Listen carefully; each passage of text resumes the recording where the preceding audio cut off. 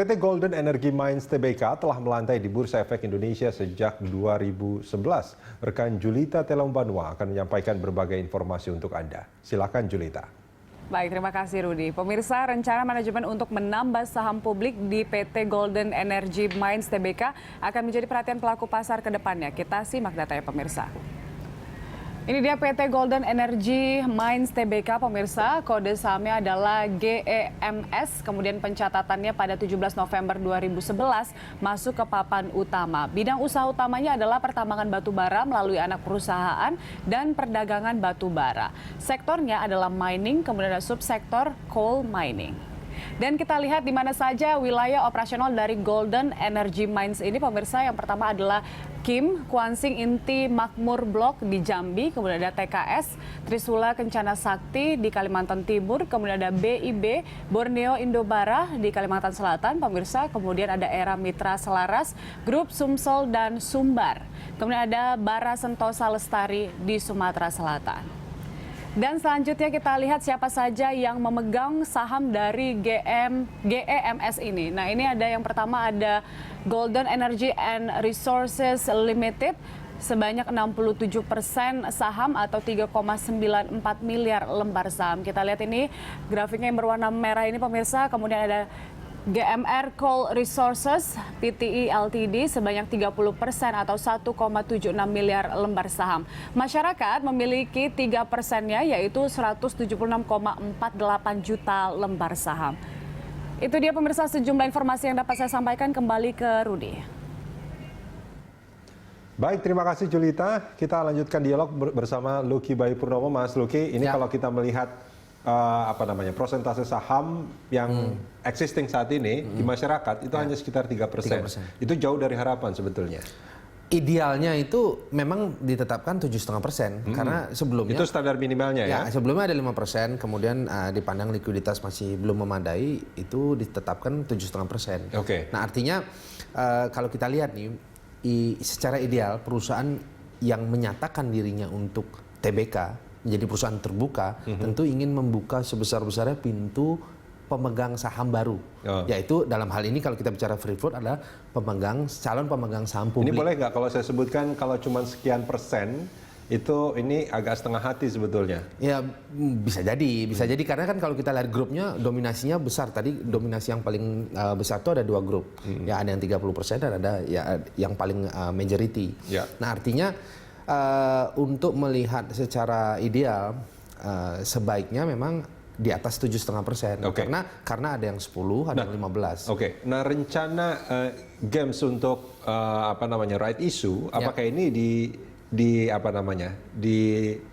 menjadi kabar baik lah bagi pelaku pasar, atau sebetulnya pelaku pasar juga melihat berapa dulu yang akan dikeluarkan? Right issue ada resiko juga. Resikonya diluted. Pemegang saham lama terdilusi karena ada penerbitan jumlah saham baru. Nah, yang menjadi concern menurut pandangan saya adalah persoalan free float ini harus benar-benar dapat mencerminkan representasi perusahaan untuk benar-benar meningkatkan kepemilikan saham publik, itu satu. Kemudian yang kedua, kinerja fundamental. Nah, kalau kita lihat dari 2011 hingga saat ini 2020, relatif harga sahamnya belum mengalami pergerakan yang cukup signifikan atau tetap stagnan pada level sekitar 2000. Ini boleh saya sebut kalau sahamnya tidak liquid saat ini atau kurang liquid? Ya, kalau kita lihat representasi pemegang saham publik di rata-rata 3% ya tentu ini tingkat likuiditasnya kurang memadai gitu. Nah, jadi haruslah perusahaan tersebut dapat mewakili kinerja harga sahamnya melalui kinerja fundamentalnya. Fundamental itu diwakili salah satunya oleh dengan tingkat likuiditas. Pun sebaliknya, kinerja perusahaan harus direpresentasikan melalui harga sahamnya. Gitu. Nah, untuk itu 2 concern itu saya kira menjadi perhatian utama, dan kalau memang berencana right issue itu boleh saja, tetapi benar-benar nanti ketika right issue, hasil serapan right issue itu mampu memang benar-benar dikelola untuk meningkatkan likuiditas. Itu dulu ya program utama yang harus kita perhatikan dari GEMS. Nah kalau kita lihat dari performance kinerja fundamentalnya di kuartal 1 memang masih positif gitu ya? Ya, masih positif, hanya itu mewakili zona waktu yang sangat minor karena masih ada 3 kuartal lagi, kuartal 2, 3 dan 4. Itu yang akan sangat berpengaruh sebetulnya di kuartal 2 dan 3 ya, ini. Karena apa, momentum ini bertepatan dengan lancar tidaknya atau diapresiasi atau tidaknya aksi korporasi ini seperti apa menanggapi free float dan berencana untuk red issue sebesar 5%. Oke. Nah, kalau kita melihat dari sisi grup Sinarmasnya sendiri, apakah ini juga akan berpengaruh?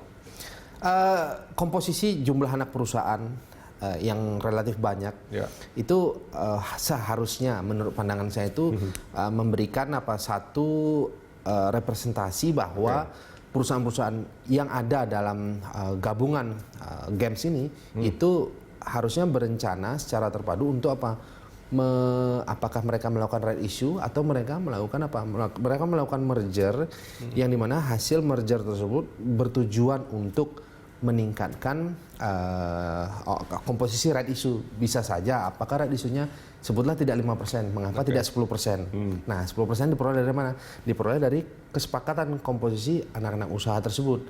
Nah, mengapa harus ditingkatkan di atas 5%? Agar publik memiliki saham games lebih banyak. Nah, bukankah itu tujuan perusahaan itu go public agar itu yang diharapkan oleh pasar ya? Itu yang diharapkan oleh pasar? Ya, pasar melihat tapi apa yang dilakukan sama jam saat ini, apakah itu sudah memenuhi harapan pasar?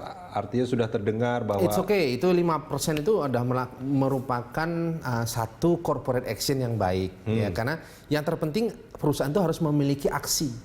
Nah, yang penting itu dulu. Jangan sampai nanti memenuhi free float lantas tidak ada aksi lainnya. Tujuannya hanya untuk memenuhi free float agar dari 3%. Sekedar gugur kewajiban untuk menjadi perusahaan terbuka.